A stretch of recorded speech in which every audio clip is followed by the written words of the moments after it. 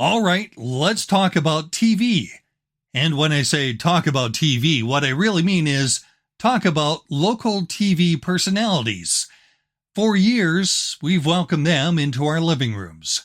And in more recent times, they've become a presence on our mobile devices.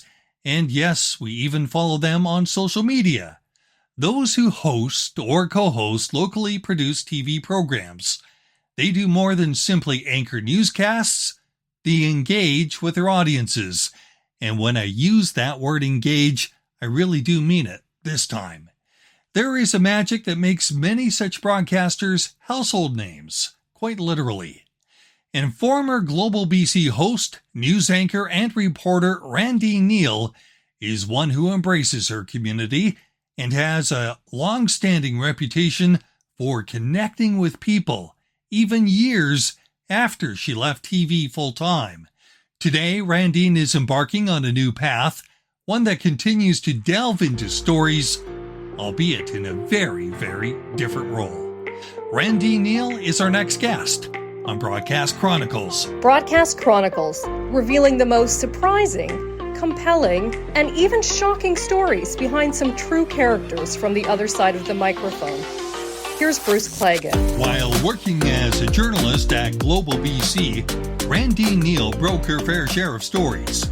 And as a reporter who often knocked on doors, she talked with people, and more importantly, she listened to people.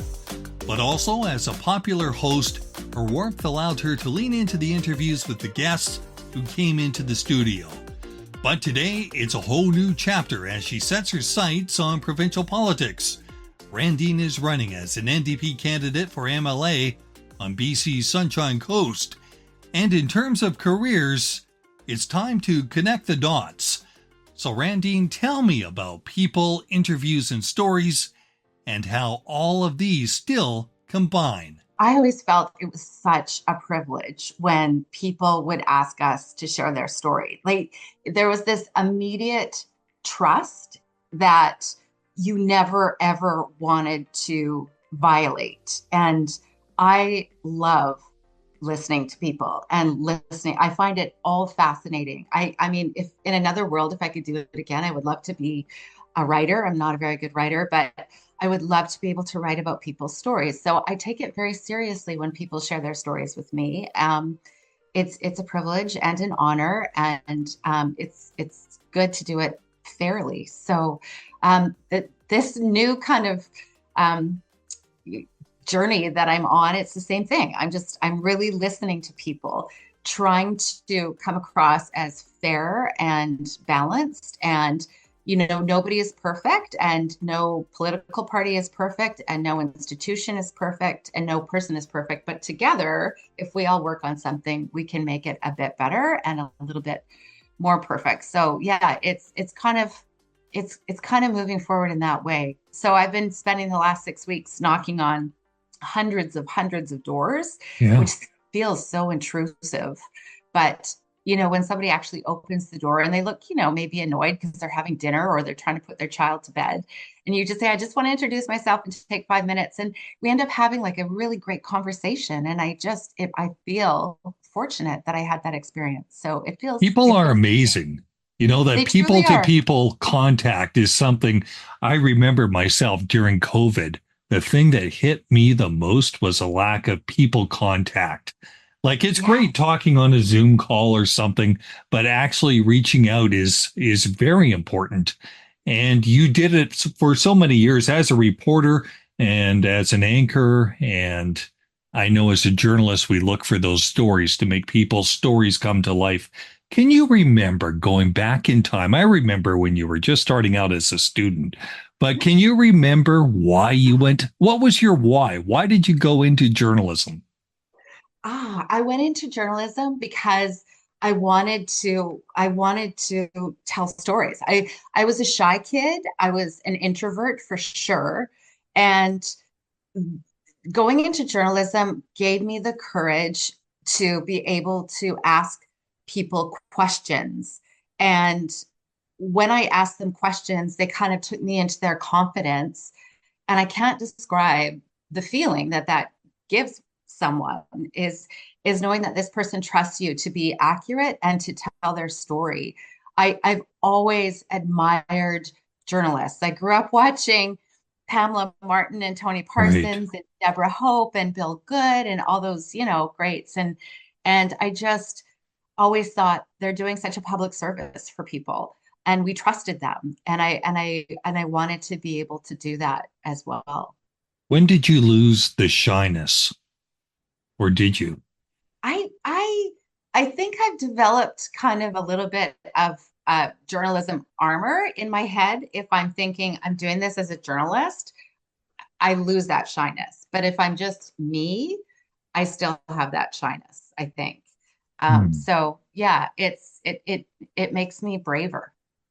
I know people quite often think if you're on the radio or in TV, you must be this outgoing personality.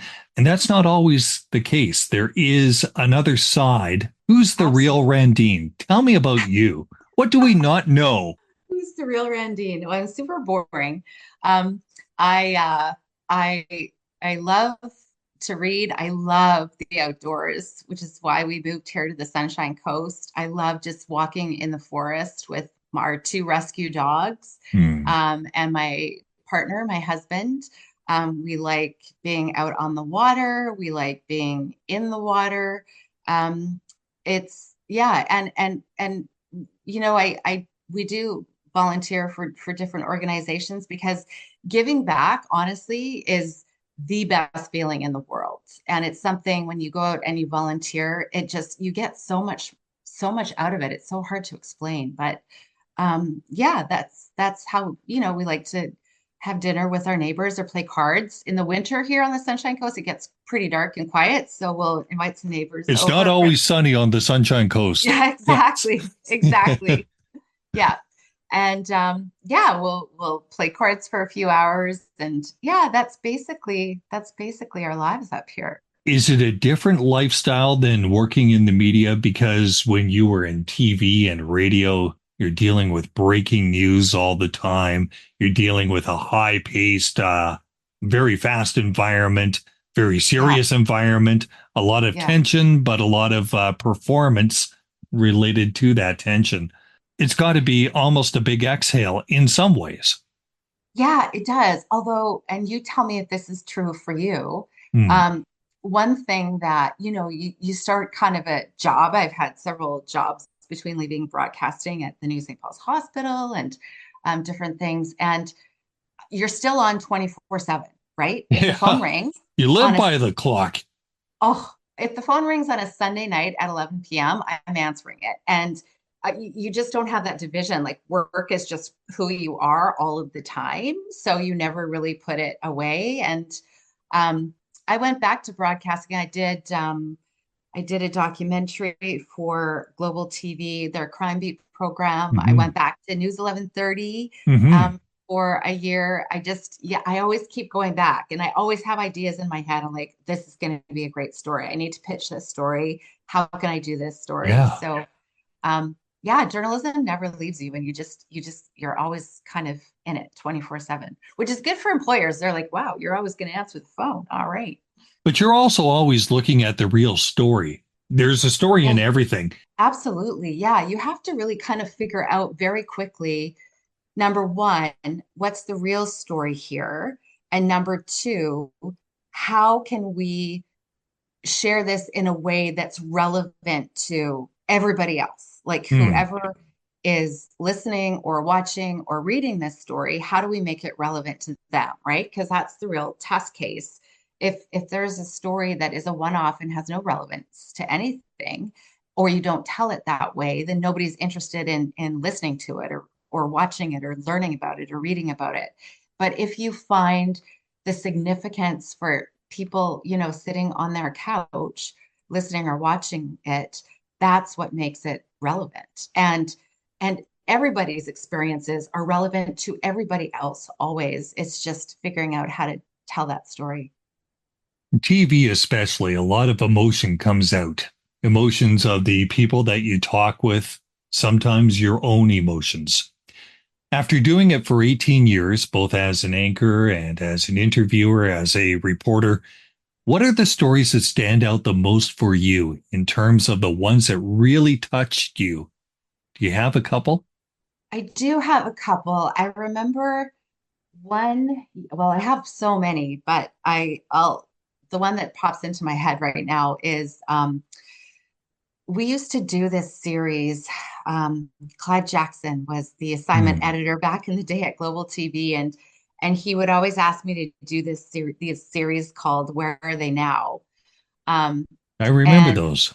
yeah, so I used to go and just call people up 10, 20, 30 years after we'd done a story on them and just talk to them and say, where are they now? And I remember I got a chance to talk to Mike Harcourt after he fell off his deck, remember, and He sustained a really almost serious died. injury. It He was on did. one of the Gulf Islands. I remember that. Yeah. Yeah. And so we were one of the first people to go and talk to him after that. And that I'll never forget that. He's just such a resilient person. I spoke to the woman, then baby girl, who had the very first heart transplant in Yeah. BC at Children's Hospital. I think she was 18 when I talked to her. Just Hmm. absolutely miraculous. And a gift that she thinks about every day. Um, there's there's, yeah, there's a lot of stories like that that I just remember. And it's mostly about the people and not because they were famous or anything, but Yeah. because they were brave and resilient and so strong. And yeah, in those ways, they'd be really, really memorable. I think TV and the movies does a bad job of portraying journalists because they always make you out to be that hard-nosed person that doesn't care, looking for the if it bleeds, it leads headline and busting into a crowd to get the right story. That's not the case. I've never found that with anyone I've worked around. You probably haven't either. You're going to have times where it's really tough to keep your composure. Oh, I cried on air several times. I'm trying to think. I can't, it doesn't pop into my head like specific circumstances, but yeah, when you're covering breaking news. Oh, I remember this is a long time ago, this dates me, but I remember in Washington State when the First Nation there brought back, they decided to harpoon a whale Yeah. down in Nia Bay. This must have been in the early 2000s. And helicopters were flying all around, and we were showing it live on the morning show. And it was so disturbing, but we were and we had this. I remember I was sitting on the anchor desk, and my producer's like, I don't know if we should show this. And I'm like, I don't know if we should show this because you could kind of see blood in the water. And it was, it was like, are we doing a public service here by showing people this kind of harpooning of a whale, which is traditional for the Hmm. nation in Washington State, um, or or are we doing a disservice? That was hard. I remember I was exhausted and crying by the end of it. It was difficult. Um, yeah, and I remember, you know, I parts of my stories when there was a murder victim. This sounds so horrible, but Hmm. we'd have to try and go and find the family and then knock on their front door.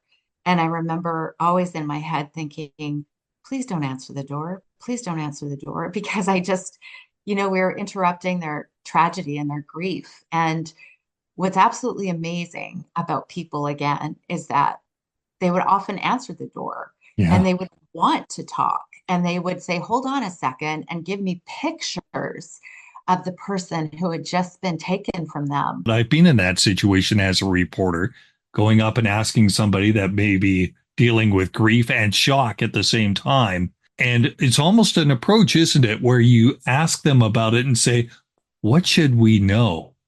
And you Yeah, do it with compassion and they open up. yeah, It's amazing. yeah, yeah, it is. It's amazing. It's absolutely amazing. And that is the grace of what we do, I think, and how significantly, is how important it is to do it to the best of your ability to honor those people and those victims. Absolutely. You come from a background of doing this for so many years. You're not going to turn yourself off to people and their stories. Did you find some of this crossing over into your volunteer work and actually putting into action some of the things you most deeply cared about? Tell me about that. I think, well, I did. I've done lots of volunteer work through Global, of course. We did. Hmm. Um, it was a bit different because back then we kind of, used who we were as people on television to, MC events and stuff like that for the SPCA and Children's Hospital and the variety show and different things like that. And then just, working with um, with animals has always been Yeah. huge, and that's purely selfish on my part. Um, Helping kids, my favorite telethon every year was Hmm.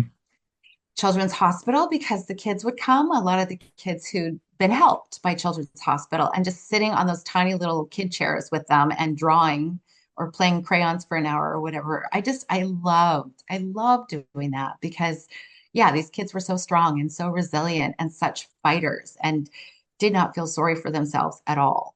And yeah, I love that. It taught me a lot. So tell me about the path and where we are now and going forward with a new career if you're elected, Yes. serving as an MLA representing your riding on the Sunshine Coast. Did you ever want to be a politician? No, I never, I remember years ago when I was living in Vancouver and I was talking to Kerry Jang one time. He was a Vancouver City Councillor and also a professor up at UBC and a psychiatrist, I think. And Yeah. I remember talking to him about maybe getting into public service one day. And his kind of advice to me is if you ever do, make sure you don't give up your day job. Like keep your day job and just Mm. kind of do, the counselor job or whatever off the side. And that was it. That was the only time I really thought about it.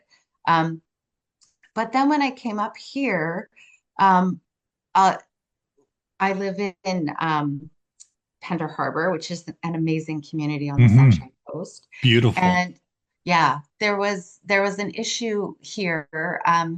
And the stock management plan was a proposal kind of by the government and the Seychelles Nation to kind of steward the area around Pender Harbor because it's a beautiful, pristine place and was they wanted to kind of bring back the abundance and eelgrass and crab beds and all of those kinds of things that have disappeared in some areas, but it meant that a lot of docks would be affected. And this is a policy that started back in the early 2000s through all of the governments.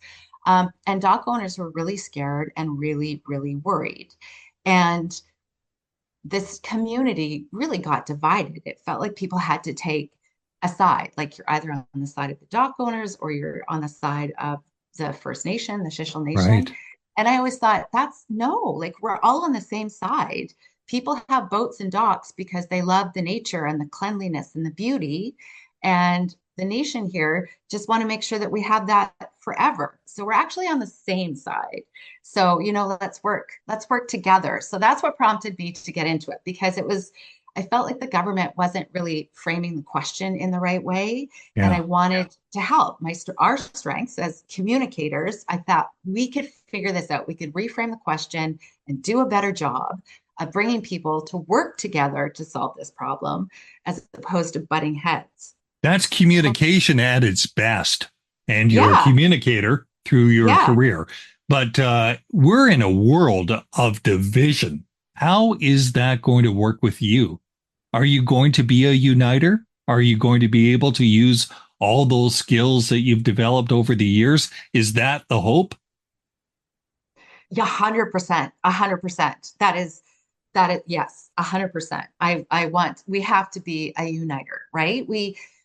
As journalists, we held every government to account and we worked our butts off to make sure that people's voices were heard as journalists, right? If we felt the Right. government was ignoring them. So yeah, that's what I wanted. That's the only thing I know how to do is get people to sit down together, learn to trust, find our common ground, and work together. That is, yeah, I'm not here to name call. I am not here to call out other people. I'm here for us to work together. Yeah, I have too much respect for everybody to not do that. So and it's just yeah, we can't become like what it's like in other parts of the world, especially down in the US, right? No.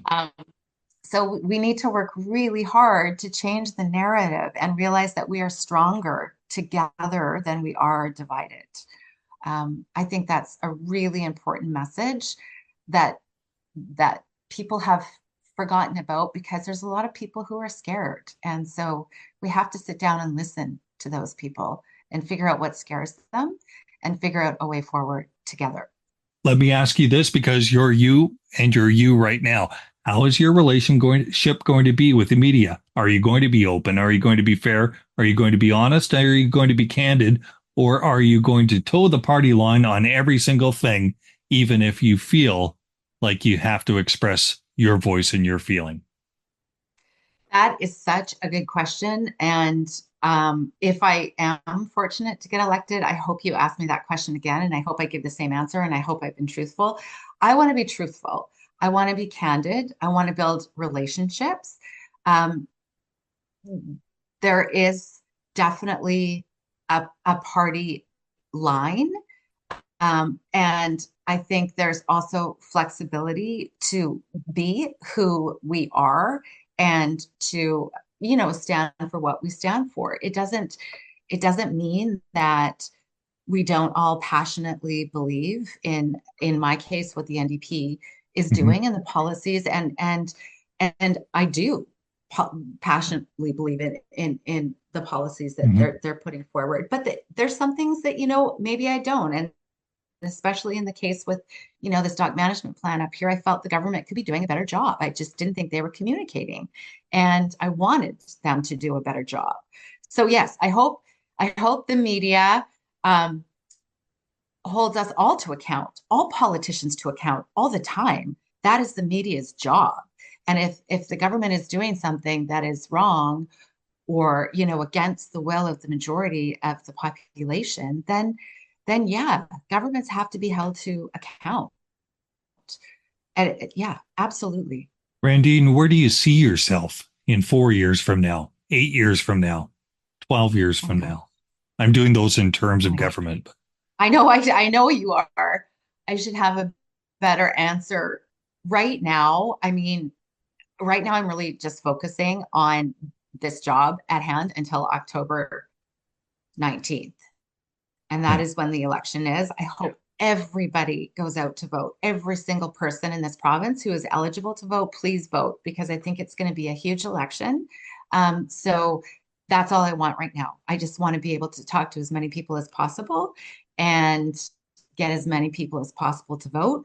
I do have lots of plans, if I am elected, to hit the ground running really fast, because I think it's really important to do so.